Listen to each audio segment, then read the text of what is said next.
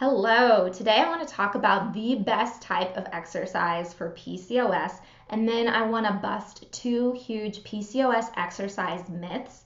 So stay tuned till the end because I'm sure that many of you have fallen a victim to this nonsense that's out there on the internet, and I want to make sure you stop wasting your time and energy because PCOS, it's hard enough, right? Okay, so I really believe that strength training is optimal for PCOS and it is the best type of exercise to start with. Just for an example, my client Sheila really went all in on strength training and the types of workouts I do. And she had had stubborn weight loss for decades. She just could not get rid of weight.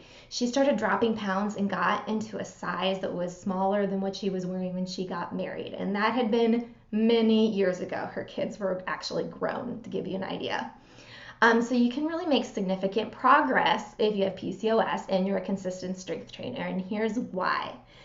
Strength training addresses insulin resistance, which is one of the root causes of PCOS symptoms. It does this in three different ways. First, by increasing your muscles in your muscle cells, and muscles are the primary consumer of glucose in your metabolism. So the more muscle you have, the easier you're going to be able to digest and process glucose when you consume it. It also, when you strength train, you increase your insulin cell receptor sites on your muscle. So that means you have more places for that insulin to kind of dock into the cell and send its message out into the world so that it's not circulating in your blood, causing high insulin levels, which aggravates the ovaries. And the third and interesting way that strength training might influence your insulin resistance is that it looks like from one study that strength training on a regular basis influences the genetic expression of the gene that causes PCOS related insulin resistance. And this was just one small study, but I like mentioning it because I think it's super cool and interesting. All right, so moving on to another big PCOS problem, high testosterone or androgens.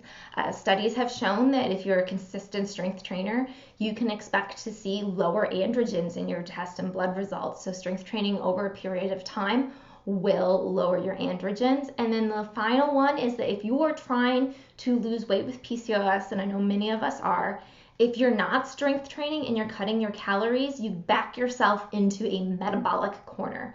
So what that looks like is every time you lose a little bit of weight from cutting your calories down, you also lose a little bit of muscle. And muscle is the primary driver of your metabolic rate, right? It's the one area of your body you have control over how high or how low your metabolism is because muscles need more calories even while you're at rest. So as you start to lose some weight and lose a little bit of muscle, your metabolism drops down. So unless you're strength training to preserve muscle and grow muscle while you're dieting down, you're going to end up decreasing your metabolic rate and losing some fat. And then you might find yourself in a really difficult spot for maintaining that weight loss in the future. And you may even find that you hit a weight loss plateau pretty quickly. All right, so that wraps up why I think strength training is the best type of exercise for PCOS. Let's move on to the two myths. Okay, so myth number one that I've seen out there is that strength training raises your testosterone. Oh, I already told you that in PCOS, it tends to lower your testosterone. And I think this myth started because it is true that during a strength workout, you're going to have a little elevation in your testosterone, and that's just because of the hormonal response to strength training, but that testosterone level goes back down pretty quickly in women. And then overall, over time, you see a consistent lowering of kind of your testosterone in general. So that tiny little peak is not the same. That's your body recovering. That spike in testosterone is your body recovering from strength training. But overall, your levels as a whole should get lower if you strength train. And then the second huge myth is that there's some type of exercise that is bad for PCOS. Fill in the blank. I don't know. Running, strength training, working out too much, working out too little. There's just all of these kind of salacious posts out there and YouTube posts about the worst exercise for PCOS. And that is just not a thing. I've been doing this for a really long time now, and I gotta tell you that there are women who can do all different types of exercise at all different types of intensity who happen to have PCOS, and they do see a good result. So the most important thing for you is to select types of workouts that are appealing to you, that you're willing to do over the long term, and then pay attention to your results. Do you feel good? Do you feel happy after your workouts? Do you have good energy levels? If you need to lose weight, are you losing a little bit more weight with these workouts?